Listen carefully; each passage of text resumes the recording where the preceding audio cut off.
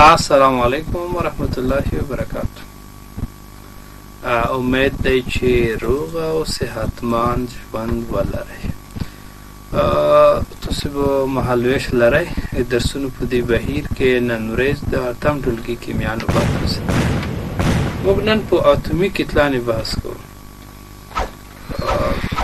کلمونه کتابچې که در سره وي اتمیک اطلاع به ولیکئ. اول د اتمیک اطلاع تعریف کوو.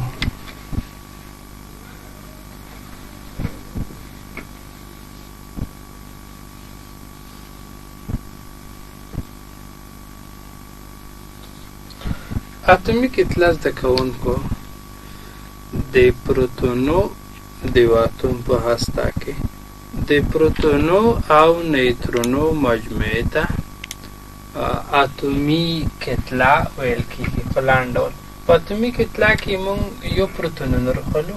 پروتونونه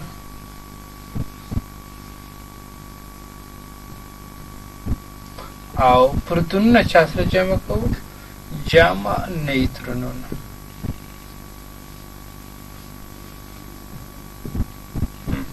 د پروتونو او نیوترونو مجموعه عبارت له څه شي څخه ده؟ عبارت له اتمیک اطلاع څخه ده. که څوک یو پوښتنه وکړي، فرض مثال چې دا هسته شوه، په هسته کې پروتونونه دي، نیوترونونه دي او په مدارونو کې چې وي الکترونونه وي. کله چې د یو اتوم کې اطلاع معلوموي، ته ولې د الکترونو شمېر نه ورسره جمع کوي؟ په هسته کې پروتونونه نیوترونونه دا سره روغلو جمع کوي. ولې الکترونونه نه جمع کوي؟ نو موږ ته وایو چې د الکترونو کتله خورا ډېره کوچنۍ ده. په اتمیک اطلاع نه کوم خاص تاثیر نه لري. همدا دلیل دی چې موږ د اتمیک اطلاع پیدا کولو کې له الکترونو څخه صرف نظر کوو. که چا پوښتنه کوله، زده کوونکو موږ ته په دلیل ورته وایو چې دلیل دا دی چې د الکترونو کتله ډېره کوچنۍ ده. همدا دلیل دی چې په اتمیک اطلاع کې په پام کې نه نیول کېږي. اوس اتمیک اطلاع موږ تاسو وپېژنده چې یو اتوم په هسته کې د پروتونو او نیوترونو مجموعې ته چې ویل کېږي اتمیک اطلاع ویل کېږي. اوس که زه فرض مثال داسې کې ولیکم چې پروتونونه څومره دي؟ 11 پروتونونه دي او 12 نیوترونونه دي. هسته د یو اتوم هسته ده او دا اتوم هسته 3 مدارونه ولري. فرض مثال په د اول مدار کې 2 الکترونونه، په دویم کې 8 4 5 6 8 او په آخر کې یو. اوس که موږ وکړو فرض مثال په دې کې که فکر وکړو زده کوونکو، موږ په هسته کې څو پروتونونه لرو؟ 11 پروتونونه لرو. 11 څو نیوترونونه لرو؟ 12. 11 جمع یې 12، 2 جمع یې 3، 1 جمع یې 2. اتمیک اطلاع به څومره وي؟ 23 واحده وي.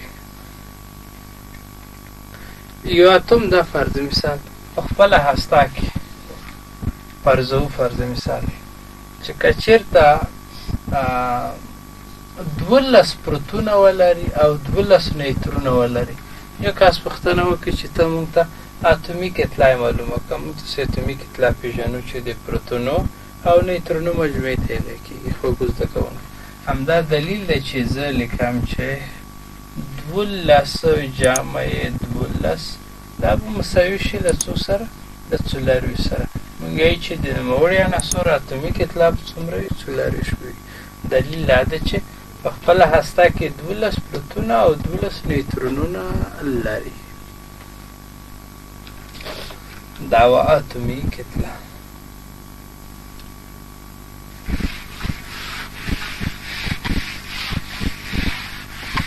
حساب مو نه راوي په اتومي کتله کې الکترونونه په پام کې نه نسو موږ یوازې چې پام کې نسو پروتونونه او نیوترونونه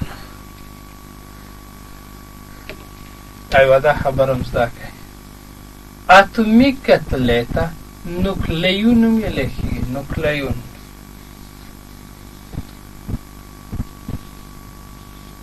دا یو بل نوم نوکلیون هم ویلی کېدی شي اوس ټوله نه مهمه خبره ده چې که چېرته موږ وغواړو د یو اتوم د پروتونو شمېر نیوترونو شمېر الکترونو شمېر مدارونه دا سره کم ته پیدا کړو دې پیدا کولو لپاره موږ داسې کوي یو څو بېلګې کوو خواږه زده کوونکو تاسو دغې متوجه شئ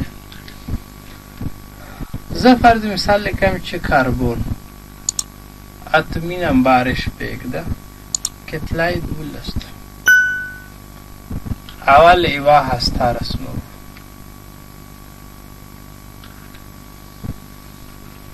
هسته مې رسم کړه اتومي نمبر څومره ده شپږ ده موږ داسې باید دا هیر نه کړو چې اتومي نمبر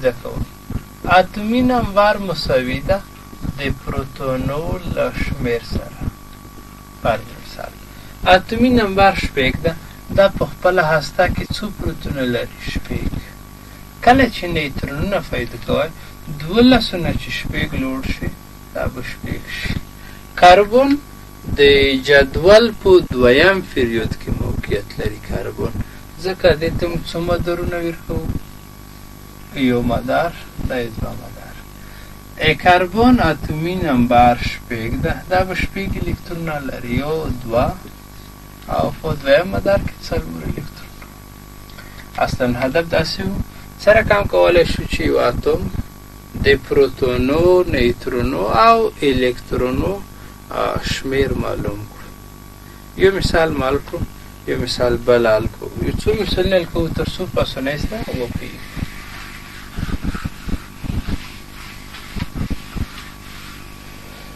خواږه زده کوونکو زه داسې کې لیکم فرض مثال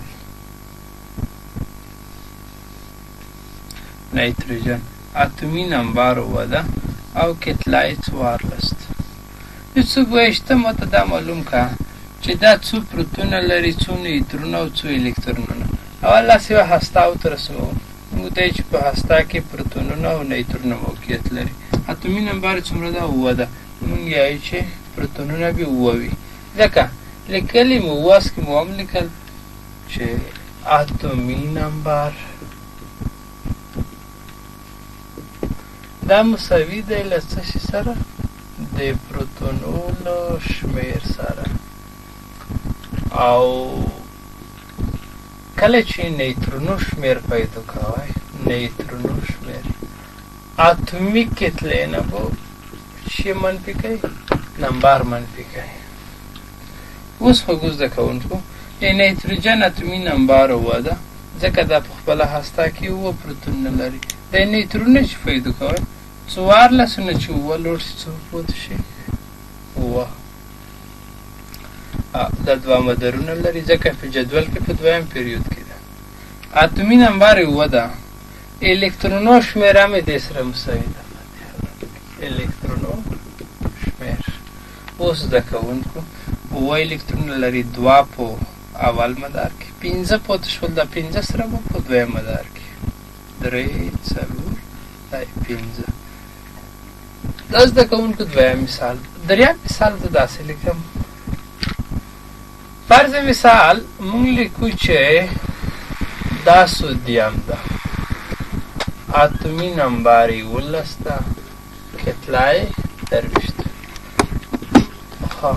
اتومي نمبر به څومره وي 11 ده نیوترونو شمېر پروتونو شمېر زده کوونکو مونږ لیکو چې اتومي نمبر 11 ده نو اتومي نمبر او پروتونو شمېر دې حالت کې ده دا پروتون شمېر د اتومي نمبر سره مساوي د اتومي نمبر 11 ده ځکه مونږ لیکو چې 11 نیوترونو شمېر چې پیدا کوو اتومي کتلې 23 نه به 11 منفي درویش منفي 11 به څومره شي؟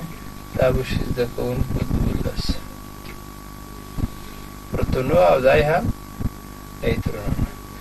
دې نه بغیر که وغواړئ چې الکترونو شمېر پیدا کړئ، پروتونونه 11 دي، الکترونونه بیا هم 11 الکترونونه.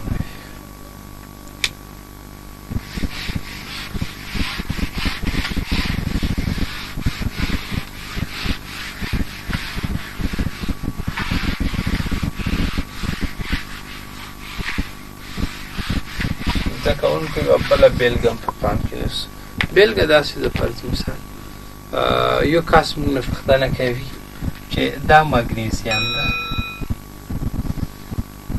اتومي نمبر یې 12 ده او کتله یې 24 ده. اوس کله چې هسته رسموو، ګوره پروتونونه دي او دا هم نیوترونونه. مګنیزیم اتومي نمبر څومره ده؟ 12 ده. په خپله هسته کې څو پروتونونه لري؟ 12. اتومي نمبر پروتونونه دا یو رقم ته سره. کله زده کوونکو چې نیوترونو شمېر پیدا کوئ، اتومي کتلې نه به اتومي نمبر تفریق کوئ. 24 منفي 12 به مساوي څومره شي؟ 12 سره شي. دا یو مدار، دا یې دوه مدارونه لري، ځکه جدول کې په دویم پیریود کې ده. څو الکترونه به ولري؟ 12 الکترونه به ولري. دا یې 2 په دویم کې 8 2 3 4 5 6 7 لاس 2 پوتې دي. دا معنی چې مګنیزیم به په دریم پیریود کې، دا یې دریم، په دریم کې څو الکترونه؟ 2. یا په لاندې ډول داسې لیکلی شو که چېرته موږ وغواړو فرض مثال چې مګنیزیم یې پروتونو شمېر پیدا کړو، اتومي نمبر یې 12 ده، موږ ځکه یو چې پروتونونه به 12 شي. نیوترونو شمېر چې پیدا کوو 24 نه چې 12 منفي کې څو پاتې شي؟ 12 پاتې شي. او الکترونو شمېر چې پیدا کوئ هم اتومي نمبر یې 12 ده، موږ یو چې 12 وي الکترونونه هم وي. په دې ترتیب سره موږ کولی شو زده کوونکو په ډېرې اسانۍ سره پروتونو، نیوترونو او الکترونو شمېر ومومو او په هغه نظام ولیکو. زه داسې یوه بله بېلګه په پام کې نیسم. فرض مثال که موږ ولیکو چې کالسیم 60 او دا هم 40. داسې یو جدول هم شته کتابه کې، بیا امید ده چې تو سکور په وکړئ، خو زه به دومره لږ ته وښیم. داسې یو جدول ده فرض مثال داسې کې که ولیکو چې د پروتونو شمېر اتومي نمبر ولیکو په دول خانه کې، اتومي نمبر داسې کې ولیکو اتومي کتله، داسې کې ولیکو د پروتونو شمېر، داسې کې ولیکو د نیوترونو شمېر. زده کوونکو کلسیم اتومي نمبر 60 او اتومي کتله یې 40 ده. اوس موږ تاسې ویلي اتومي نمبر او پروتونو شمېر سره مساوي دي. ګوره نمبر یې 60، پروتونو شمېر بیا 60. نیوترونو شمېر چې کله پیدا کوو، اتومي کتلې نه اتومي نمبر تفریق کوو. 40 نه چې 60 تفریق کړو دا به 60 نیوترونونه شي. که الکترونو شمېر یې په عادي حالت کې غوښتوي هم پیدا کولی شئ، ځکه اتومونه په عادي حالت کې خنثی دي. معنا دا د زده کوونکي چې د پروتونو او الکترونو شمېر سره مساوي دی. نو که داسې کې وکړو چې اتومي نمبر 60 ده یا پروتونو شمېر 60 ده، موږ یو چې 60 به الکترونونه هم موجود وي په دې اتوم کې. زده کوونکو دا ډېره ښه موضوع ده. په 10مو 9مو ټولګۍ 12مو کې مې تاسو ته په درد وکړي. امید ده چې په ښه ډول سره یې زده کړئ او د یې چې یو پرې استفاده وکړئ. زه انشاءالله په نور خپرونو کې بېرته بیا راځم. پاتې کوم موضوعات چې هغه بحث کوو، خبرې کوو. د اوسې پوره له تاسې روغ صحت او روغ ژوندی مو هیله ده. کامیاب و بریالي او سرلوړي اوسئ. د خدای په امان.